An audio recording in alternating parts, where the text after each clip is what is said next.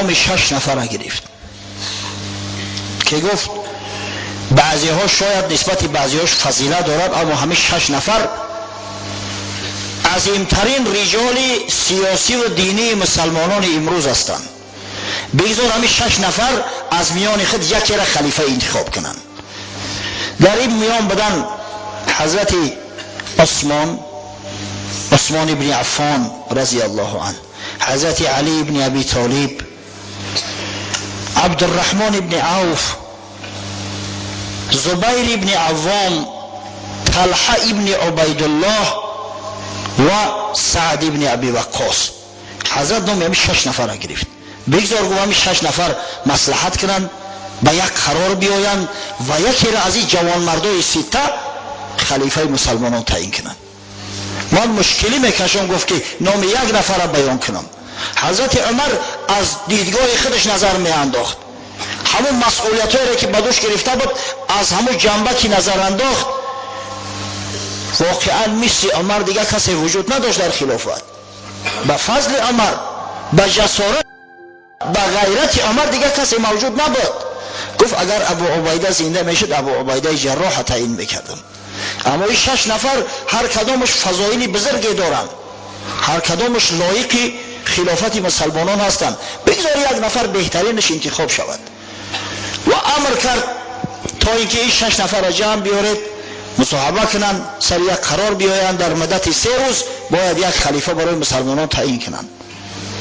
و حضرت جان به جان آفرین سپرد، تمام مسئولیت ها را از ایمش ساقط کرده و راه و طریق به سوی رفیق اعلا را جسته و به دوستان خیش به حضرت رسول الله صلی الله علیه و سلم و ابوبکر صدیق در پیوست. آخرین خواهشی که داشت فرزندش عبدالله را به نزد ام المؤمنین بیبی عایشه فرستاد و التماس کرد. گفت یا عایشه، من میدانم که خانه توست، منزل تو است، مالکیت شخصی است، اما اگر علاج امکان باشد اجازه ده تا مرا در پهلوی رفیقام گروم. بیبی عایشه گفت راستی که من همین موضوع را برای خودم گذاشته بودم که وقتی مردم در همینجا خاک شوم، اما عمر دوستی محمد صلی الله علیه و سلم همیشه وقتی که پیامبر صلی الله علیه و سلم قصه را بیان میکرد میگفت ذهبت انا و ابوبکر و عمر، جئت انا و ابوبکر و عمر، دخلت انا و ابوبکر و عمر. رفتیم میگم من و ابوبکر و عمر، آمدیم من و ابوبکر و عمر، داخل شدیم من و ابوبکر و عمر، خارج گشتیم من و ابوبکر و عمر. عمر مثل وزیر رسول الله صلی الله علیه و سلم بود، از همین خاطر اجازتش داد. وقتی اومدن نزد حضرت عمر این شادیانه را دادن، حمد خدا را به جا آورد و به یک آسانی و سهولت جان داد، شهید شد و در بری دوستاش در بری رفیقاش گور کرده شد.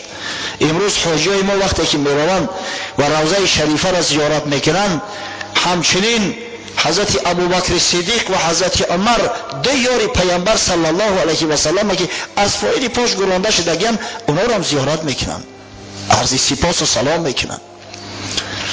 بعدا برای خلافت بعض نزاع ها شد. واقعا در کتاب های تاریخ سفسطه های زیاد هم آمده است، خاصتا تاریخ طبری که بسیار مفصلش گرفته است، محمد ابن جریر طبری. از این خاطر وقت شخصی که از حقیقت با خبر نیست چنین تاریخ ها را میخواند به شک و شبهه میافتد. از برای آنکه کسی به شک و شبهه نافتد، از همه سند دقیق ترین برات میارم از صحیح بخاری که امام بخاری در صحیح خود که صحیح ترین کتاب بعد قرآن عظیم الشان می باشد روایت کرده است، شین و انتخاب خلیفه شد تا اینکه در قلب هیچ کس شک و شبهه نمونه، تا اینکه به همین تمام شک و شبهه را رفع کنیم. دقیق ترین سند انشاءالله به عرض تو میرسونم. امام بخاری روایت میکند از عمرو ابن میمون، یکی از بزرگای تابعی، یکی از صحابه های پیغمبر، صحابی است، میگوید لما فرغ من دفن عمر بن الخطاب رضی الله عنه اجتمع هؤلاء رهط، یعنی عثمان و علی و عبدالرحمن بن عوف و سعد بن ابی وقاص و زبیر بن العوام و طلحه بن عبید الله. وقتی میگوید مسلمانان از دفن حضرت عمر فارغ شدند، حضرت مردن در خاک ماندن، همه 6 نفر اجتماع کردند، جمع اومدن در خانه. این نامه را من تکرار کرده بودم، باز یک بار دیگه در ضمن همین حدیث هم برای تو گفتم. فقال عبدالرحمن اجعلوا امرکم الی 3 منکم. عبدالرحمن ابن عوف مراجعت کرد، وقتی که دید به سر یک عمل نمیآیند، وقتی دید سر صداها بلند شد، هر کس آرزوی خلیفه شدن داشت است در دلش، هیچ کس نمیخواهد که جای او کسی دیگر شود. حتی از سر صداها ابو طلحه انصاری و رفقاش که حضرت عمر گماشته بود که اینا را پاسبانی کنه تا کسی به مجلس و خلل نرسن، داخل خانه شدن که چی گپ است. حتی ابو طلحه گفت ما گمان میکردیم که شما از ترس خدا یگان تد این وظیفه و مسئولیت به عهده نمیگیرید، این چی گپ است که در سر صدا تو بلند شده است؟ یک نفر انتخاب کنه، خلیفه باید یک نفر باشد. از این خاطر حضرت عبدالرحمن ابن عوف مراجعت کرد، گفت گوش کنه، این 6 نفر زیادیم، بیایید 3 نفر اول انتخاب کنیم که از بحری حقش میگذره و حقش در یگان برادر دیگرش میده. حضرت زبیر ابن عوام خست، گفت قد جعلت امری الی علی، گفت من حق خدمت به علی بخشیدم، من دعوا ندارم، آواز ما در علی دادم. حضرت طلحه ابن عبیدالله قائم شد، گفت قد جعلت امری الی عثمان، من حق ما به عثمان دادم. در همیشه اندک اختلاف است، زیرا در حدیث های صحیح اومده است که وقتی حضرت عمر زخم خورد و وصیت به شورا کرد که 6 نفر انتخاب شوند، نام طلحه را برد در صورتی که حضرت طلحه ابن عبیدالله در سفر بود، در مدینه منوره نبود. اما در اینجا در متن حدیث اومده است که طلحه میگه که من حق خدمت به عثمان بخشیدم. از این خاطر شارحای بخاری، ابن حجر عسقلانی، علامه بدرالدین عینی در شرحهای بزرگترین بخاری آوردند که از سیاق کلام برمی آید که حضرت طلحه واقعا در وقت وصیت حضرت عمر به شورا شرکت نداشت، وقتی که حضرت عمر زخم خورده بود، اما وقتی شورا به آمد رسید، خاصتا امروز 3 مجده بود حضرت طلحه. و قال سعد بن ابی وقاص قد جعلت امری الی عبدالرحمن. سعد بن ابی وقاص گفت من حق خدمت در عبدالرحمن ابن عوف دادم. 3 نفر ماندن، 3 نفر ای حقشو گذاشتن. باز عبدالرحمن ابن عوف که واقعا بسیار زیرک بود، دانشمند بود، ثروتمندترین اصحاب پیامبر بود. ما و شما خوب میدونیم که آدم اگر زیرک با عقل نباشه صاحب مال و ثروت نمیشه. درست است؟ آدم بی عقل صاحب مال و ثروت شده میتونه؟ حالا میگیم که فلانی نام خودش نوشته نمیتونه، اینقدر مال و ثروت یافته است. مال و ثروت یافتن به نام نویسی و به علم دانش کار ندارد، به عقل کار دارد. عقل از دانش از علم فرق میکنه. وقتی که همین کوفیشنت عقلش بالا شد ثروتمند میشه. عادتا همین تاجرها ثروتمندا کسایی هستند که عقلشون بالاتره، زیادتره.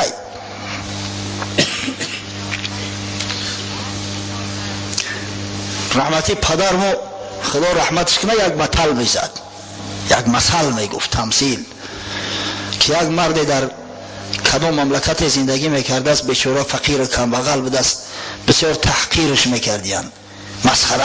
وقتی که آدم کمبغل و فقیر باشد، با اندک ساده لوح باشد، متاسفانه بعضی مردم مغرور ابله با او را تحقیر میکنن، استهزا میکنن، حظ شوخی‌های بی معنی با او میکنن، بسیار رنجش میتن، بعد غضبش میکنه، میگه از قهر شما را حاضر خارج میشم، میگه میرم بابای خوجای خیز را میکوبم، دعای حضرت هم میگیرم، طلب میکنم که دولتم بتا صاحب دولت صاحب ثروت میشم، میگردم میام، بعد میبینم که کی را میخنده. به همین نیت از خونش خارج میشه، در راه میآید که راه تمام میشه، لبی بحر میآید، قدر طرف چپ راست میروه که همه جا آب گذشته نمیتونه. بعد مستر در لب آب میموند. اگه این تمثیل است بشو، این مسئله این حقیقت نداره، مسئله است. یک نهنگ غذای ازیدی در هم لب آب پیدا میشه، نهنگ به گفتار میاد میگه کجا میره، چی جشته؟ میگه راستی میخوام از این بحر عبور کنم اما آب از سری رحم برمده است، موند مستر. نهنگ میگه در بلون بشی میگذرونمت. بعد سوار میشه و در راه اومده استیم. بعد میگه کجا میرفتی، نیتت کجا است؟ این شخص در جواب میگه بابای خوجای خیز را اگر پیدا کنم کمتر دولت طلب کنم ای بابیم، بعد بیام در پیش دوست و دشمن اندک سیکه کنم، سولت کنم، این مردم مسخره میکنن مردم دیارم. نهنگ میگه وقتی خیز را دیدی، خیز را علیه السلام دعا و سلام ما را برسانه، التماس که ای بابیم بپرسش که سبب چی است که من سالهای پیش در یک روز 5-6 ساعت شکار میکردم، سیر میشیدم، باقی مانده روز استراحت میکردم، امروزش یک شبانه روز فقط در شکار هستم، هرگز سیر نمیشم، سببش چی باشه، چی علت باشه؟ این قبول میکنه. خوب میگه بعد خواهشی خودم خواهشی تر میرسونم و میآید از بحر و طرف یک شهری بسیار کلان بوده است، شهری بزرگ، پادشاه شهر شخصی عادل، غریب نواز، هر غریبی که می در آمده است شاه شخصا خودش مهمانش می گرفته است. این بیچاره کمبغل غریب مهمان میگیرد، هر دو می نشینند، بعد طعام خوردن و سوالش میکنه که عزم سفری کجا داری برادر؟ بعد کیسش میکنه میخیر. پادشاه شهر میگه منم یه مشکل دارم، هیچ که در دنیا بی پرابلم نیست. میگه وقتی که بابی ما دیدید التماس که همین با سوال ما یک پاسخ گوید که پدر من در یک سال 10 نفر حکم قتل، حکم اعدام میداد، به حد سیاست داشت که کسی جرأت نمیکرد که فتنه انگیزد. من هر سال زیاده از 100 نفر قتل میکنم، باز در این گوشه و بعضا در گوشه دیگری مملکت شورش ها برپا میکنن، قیام میشود، بر ضدم اغوا میاندازن، سببش چی باشد؟ خوب گفت اگر دیدمش قبول میرسانم سخن احترام. قصه کوتاه میآید. یک روز در بیابان با عذاب رفته است که یک موش سفید میبینه، در پشتارش یک کلواری وزنین، مرد که خوب به دست خچم میآید میگه بیا بابا یاردمت کنم، میگیره کلوارش در سری ارقم اندازه پشتاره میکنه، در راه میآیم. بعد سوالش میکنه، مسافر میپرسش که بچم کجا میره، چی نیت داری؟ بعد قصهش میکنه. وقتی قصه میکنه میگه همون خضر علیه السلام منم انشاءالله به مرادت رسیدی. خب بعد سخن او مردم هم میرسونش که همون یک ماهی بعد التماس کرد که از بابیم سوال که من اسیر نمیشم، سببش چی باشه؟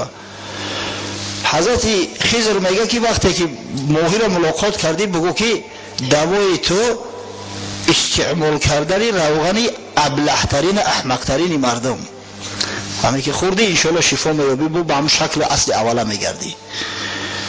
بعد شاه در نزدش ذکر میکنه که همون شاه هم التجا کرد که خبری ما را برسون. سؤال شاه وقتی میگه به شاه بگو که تو زن هستی، زن، پدر تو مرد بود، از این خاطر همون 10 نفر هم که میکش سیاست داشت، تا از بس که زن هستی 1000 نفر هم که بکشه حتما شورش میشود، اگر چند مردم خبر ندارن اما تو زن هستی، آخی زن سیاست ندارن. بعد این مرد بسیار شکرگزاری میکنه، روانه میشه، میگه بیای عقلت بتم، بسیار سراسیمه بد بدای دولت دادم، بیای عقلتم بتم. میگه بابی ما عقل خودم محول همی زیادی کرده استای، ای بسیاری عقل به همه حال غلطی بگیم، تامی دولتم بته ایشالله عقلم کافی است، بس است، بسنده میکنه. گفته مردد همه عقل پیشروی دولت بیو کمتر عقل تم بتون که همه دولت هم محافظت کنی. گفت نه بابی تامی دولتم بته ای زیاد ایت طلب ندارم. خیلی گفت برای دولت دادیمت. آمد به شهری همون ملکه در آمد، بعد در خلوت قبولش کرد، اول پرسیش کرد که دیدی بابی ما؟ گفت دیدم. پرسیدش گفت بله. چی گفت؟ گفت بابید میگه که تو زن هستی، ایمی خاطر سیاست نداری. ملکه گفت با این زن بدن ما را کسی نمیدونست، پدرم از بس که پسر نداشت تمام دایه و تمام خدمتگارا رو همه را نیست نابود کرد، همچه پسر مرا کلان کرده است، هیچ که نمیدونه. تو آگاه شدی و اذن پروردگار بیا که گفت تو را نکاح میکنم میگیرم همین دولت سالت هم ای تو پادشاه همین مملکت اعلانت میکنم. گفت ما چه کنم ملکی ترا و پادشاهی ترا؟ بابیم دولتم داده است در مملکت خودم میرم سکه میکنم در پیش دوست و دشمنا را میسوزانم. گفت اخی مردی به عقل و تو پادشاه بشه بعد بخوی مملکتت میریم اخی در موکب در کوکب پادشاهی برات بهتر نیسته؟ گفت نه لازم نیسته ولی من کبرم اول دولت سولتی را که بابیم داده است بگیرم. قیصه کوتاه میویه لبی بحر قبول نمیکنه پیشنهادی همون پادشاه زنه. بعد نهنگ هم بیچاره منتظر ایستاده است در بروش سوارش میکنه و در راه رفته است. بعد میپرسش که چی شد؟ بعد این مردی ابله به عقل قیصه پادشاه را میکنه یا برا که گذشته من خیلی یک زن التماس کرد و در آخر بعد میگه که بابیم گفت که همه احمقترین مرد اگر خوردی به همون اصل اوله میشه. این نهنگ اندیشه میکنه آخی من در دریا باشم این مردم در روی خاک باشن ایده به عقل تر اوله که جامیو یک ملک سرزمین پیشنهادش کرده قبول نکرده است میگیره همون لحظه استعمالش میکنه میگیره و فروش میبره. عقل پیشروی دولت است. کسی که دولت سولت زیاد داره همه دلالت به اون میکنه که کیفیسینت عقلش بلنده. خب عبدالرحمن ابن عوف رضی الله عنه از ثروتمندترین اصحاب پیامبر صلی الله علیه و سلم است. عقل فراستش هم بسیار بلند بود. از این خاطر به شیخین مراجعت کرد به حضرت علی و حضرت عثمان. گفت ایکما تبرأ من هذا الامر فنجعله الیه. کدام شما گفت از خلافت دست میکشه تا اینکه انتخابی اختیار انتخاب کردن در دستش بتیم. هر کدامت که به اختیار خود از خلافت دست بکشه همه اختیار انتخاب در دستش میتیم کسی را بخواه انتخاب کنه. هر دو میگه سکوت کردن هم حضرت عثمان و هم حضرت علی هر دو فضیلت های بی‌نهایت زیاد دارن. بعد باز گفت افتجعلونه الیه آیا گفت مرا انتخاب میکنه نباشه بیایی مرا انتخاب کنه که من یک نفر شما را به خلافت نامزد اختیار کنم. فالله علی الله آلو ان افضلکم. قسم به خدا گفت خدا شاهد است که من تمام سعی و کوشش ما به خرج میدهم تا اینکه بهترین شما را انتخاب کنم. قال نعم گفتن آره بله ما قبول داریم. حضرت اول دستی حضرت علی را در دستش گرفت گفت لک قرابت من رسول الله صلی الله علیه و سلم والقدم فی الاسلام ما قد علمت. گفت حقیقتا تو خیش تبور نزدیک پیامبر صلی الله علیه و سلم هستی. تو قدم در اسلام داری. تو از مسلمانای اول هستی. تو از خدمتگارای رسول الله صلی الله علیه و سلم هستی. تو پرچم بردار اسلام هستی. شرف مسلمان ها هستی. فالله علیک لئن امرتک لتعدلن ولئن امرت عثمان لتسمعن ولتطیعن. گفت خدا را شاهد بگی قسم به خدا یاد کن که اگر من تو را امیر تعیین کنم امیر مسلمانان با عدل رفتار کنی عادل باشی و اگر بالفرض حضرت عثمان اختیار کردم حضرت عثمان امیر تعیین کردم تو گوش دهی و اطاعت کنی. حضرت علی سوگند یاد کرد. بعد دست حضرت عثمان گرفت و همه سخلا را به حضرت عثمان رساند. واقعا حضرت عثمان هم خیش نزدیک رسول الله صلی الله علیه و سلم است. اگر ما دامادیش صرف نظر کنیم حضرت علی یک بار داماد باشه حضرت عثمان دو بار داماد شدگی ای. در ابتدا رقیه دخترش حضرت رسول الله با کابینه نکاحش در آورد. بعدا وقتی که در سال دوم هجرت هنگام واقعه بدر رقیه رضی الله عنها از دنیا گذشت دختر دومش ام کلثوم حضرت عثمان بزنی داد. حتی وقتی که ام کلثوم هم از دنیا رفت حضرت صلی الله علیه و سلم گفت یا عثمان دیگر دختری به شوهر ندارم و اینو میداد بود. ذوالنورین حضرت عثمان. از طرف دیگر عثمان هم از طرف پدری و هم از طرف مادری با رسول الله صلی الله علیه و سلم خویش است. عثمان ابن عفان ابن ابی العاص ابن امیه ابن عبد شمس ابن عبد مناف. در عبد مناف یک میشوند. حضرت رسول الله محمد ابن عبدالله ابن عبدالمطلب ابن هاشم ابن عبد مناف. ببینید در چهارم پیوند علاقه یک جوره میشوند. در چهارم پیوند از جانب مادریش هم، مادری حضرت عثمان هم در چهارم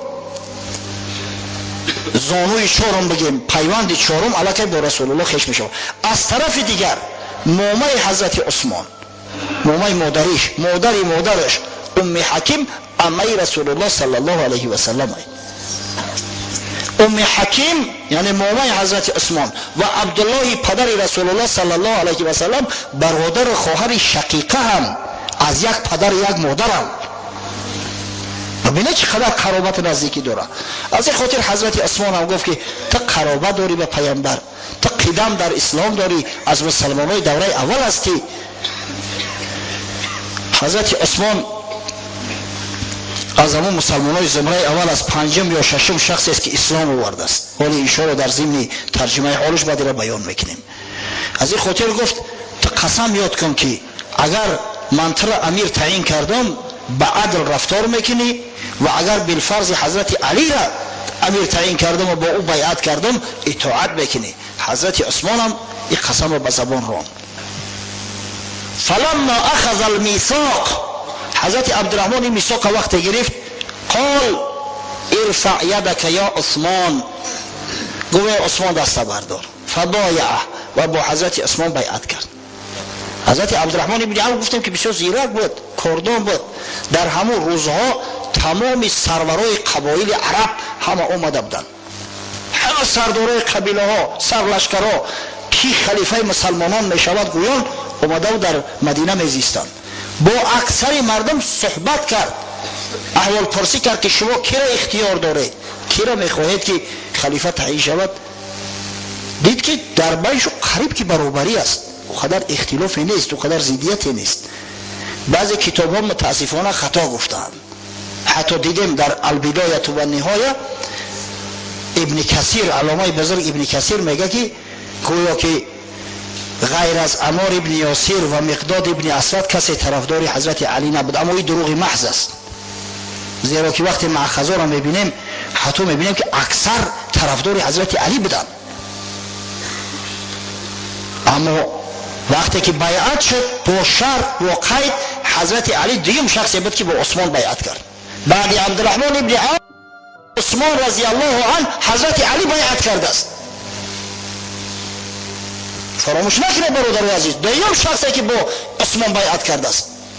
این روز این فتنه‌گرای ملعون ببینید چه تهمت‌های میزنن. گویا علی مظلوم بود، گویا خلافت از او به ظلم ستاندن، به ظلم ستاندن بیعت نکرد، هرگز بیعت نمیکرد. حتی سفسطه‌ها میگن که گویا که علی از جانش میترسید،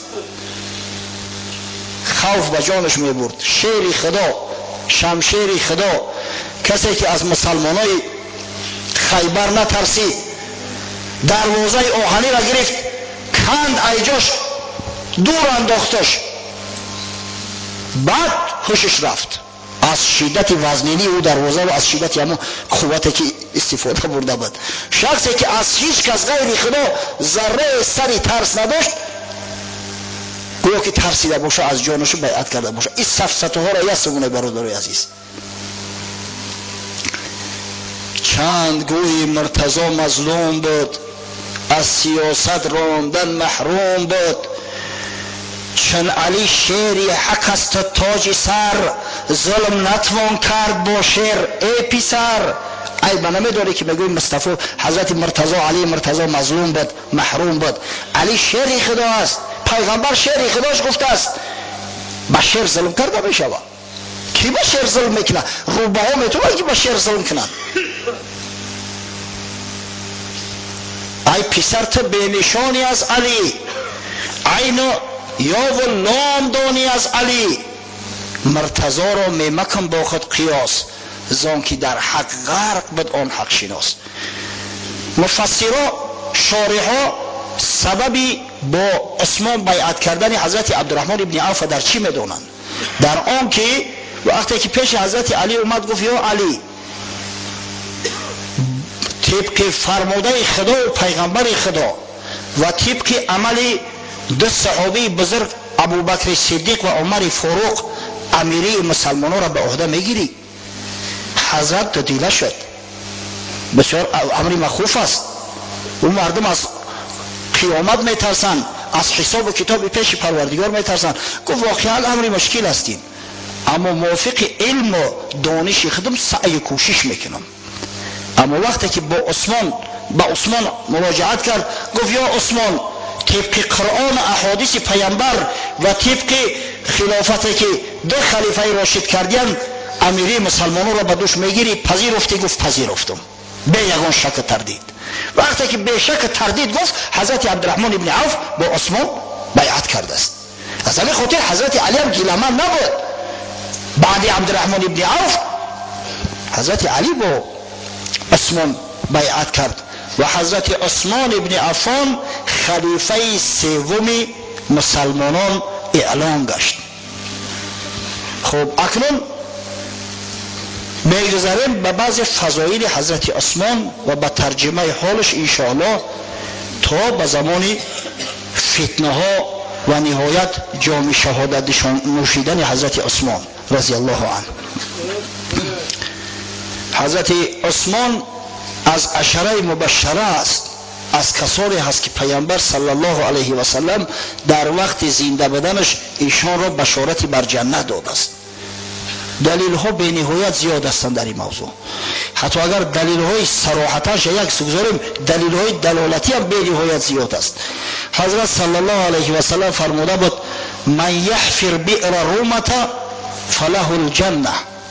هر کسی که چاه رومه را از برای مسلمانان کسب میکند بر او جنت واجب میگردد، او داخل جنت میشود.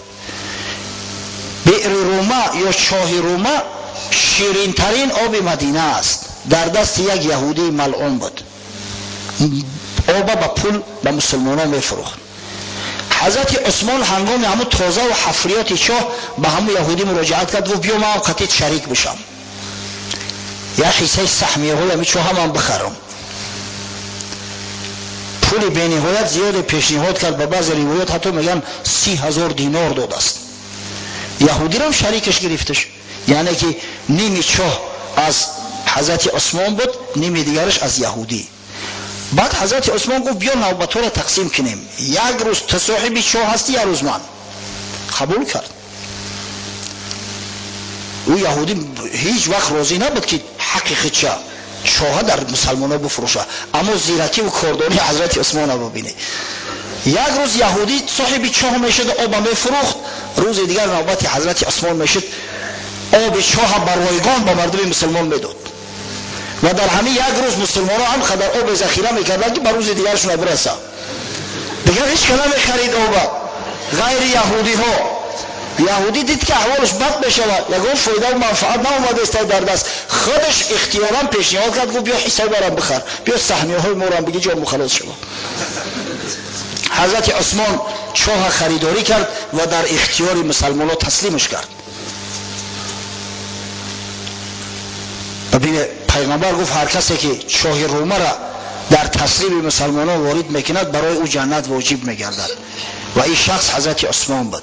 در حدیث های صحیح اومده است، بخاری روایت میکنه، در تعلقات بخاری اومده است که پیامبر صلی الله علیه و سلم فرمود من جهز جیش العسره فله الجنه. هر کسی که لشکر اسره، لشکر مشقت مجهز میکند به اسلحه، به خوراکه، به لباسه، بر او جنت واجب میگردد. حضرت عثمان مجهزش کرد. لشکر اسره لشکر را میگن که هنگام حرب تبوک رسول الله صلی الله علیه و سلم جمع آوری کرد. چرا اسره گفته می شود؟ زیرا که اولا ماهی به نهایت گرم بود، میانه تابستان بود، به نهایت گرم بود، گرمی طاقت فرسا بود. ثانیاً اکثر مردم، همون شخصایی که با لشکر خیستن و با جنگ خیستن، قدرت امکانیت خریدن افضال جنگی نداشتند. قدرت امکان خریدن شتر یا اسب نداشتند. از این خاطر پیغمبر گفت هر کسی که همین لشکر اسره را کمک میکند، مجهز میسازد، بر او جنت واجب میگردد. در روایت صحیحه اومده است حضرت عثمان آورد به بعض روایات 1000 شتر 50 اسب بادپا و 1000 سکه طلا 1000 دینار آورد در دامن پیامبر صلی الله علیه و سلم ریخت. حضرت صلی الله علیه و سلم گفت بعد دیگه ان شاء الله عثمان در یگان خطر نیست، یگان خطر بر عثمان تهدید نمیکنه. هیچ وقت شیطان عثمان رو وسوسه کرده و از راه حق منحرف کرده نمیتونه. ان شاء الله عثمان گفت جنتی است، بشارتی به جنت داد استش. شما تصور میکنید این چه عمل؟ اگر در خواب پیغمبر خدا صلی الله علیه و سلم ابو ببینیم اینقدر خرسندی میکنیم و شادی میکنیم پیغمبر را در خواب دیدیم. اگه شما حال مرد را تصور کنید که حضرت رسول الله صلی الله علیه و سلم در زندگیش بیعت کرده است، اونایی که با پیامبر مبایعت کردین و بیعت کردین اونا با خدا بیعت کردند. در قرآن خدای بزرگ گفته است این الذين يبايعونك يبايعون الله يد الله فوق ایدیهم. اون مردایی که با تو بیعت کردن، با پیامبری تو بیعت کردن، با تو عهد پیمان بستن، با خدا به عهد پیمان بستین. ید الله فوق ایدیهم، بالای دست اونا ید خدا است. ید خدا، دست قدرت خدا بالای دست اونا است. خدا اونا را کمک میکنه. تصور کنه که مردی را پیامبر صلی الله علیه و سلم در وقت زنده بودنش بشارت داد که تو جنتی هستی، تو داخل جنت میگردی. مرحمت میوید راه بکشوی بچو. راستی دیدید که کمک کردن از نظر مالی مسلمانان را چی فایده و چی منفعتی داشته است که حضرت عثمان به خاطر آن که همون سهمیه های چاه خرید، به خاطر آن که لشکری اسره را مجهز ساخت، پیغمبر خدا صلی الله علیه و سلم براش بشارت جنت داده است. امروز یک امر بسیار خیر، امر بسیار مهم، سردار دولت ما محترم پرزیدنت پیش گرفته است که به کمک دولت های غیر که هر کمک میکنن قسم به خدا به غرض است، هر کاری که میکنن به غرض است. ما و شما خوب میدونیم با یاری و کمک مسلمان های ای دیار، جوان مردای ای دیار، ناب راغونه، نیروگاه برقی آبی راغونه که انشالله اکثر مشکلات جامعه و مملکت ما را حل میکند سازند. از این خاطر سهمیه ها را خارج کردیان. الحال جانشین رئیس ناحیه برادرم در مجلس شرکت داره، راستی فامیلش میدونم و نامش نمیدونم. نامتون چی است؟ نازل شاه. برادر نازل شاه شرکت دارد. بلندگویی که در دستش میتیم تا اینکه از اقداماتی که دولت تاجیکستان، حکومت شهر دوشنبه، حکومت ناحیه ما گرفته است، براتو انشاءالله مختصرا یک بیانات دهد و شما را تحریک به این کاری خیر کند. انشاءالله بعد صحبت این برادر اگر وقت اندکی ماند با ما تقویه میتیم سخنش، زیرا این عمل جوان مردا است. با تمام مسئولیت میگم.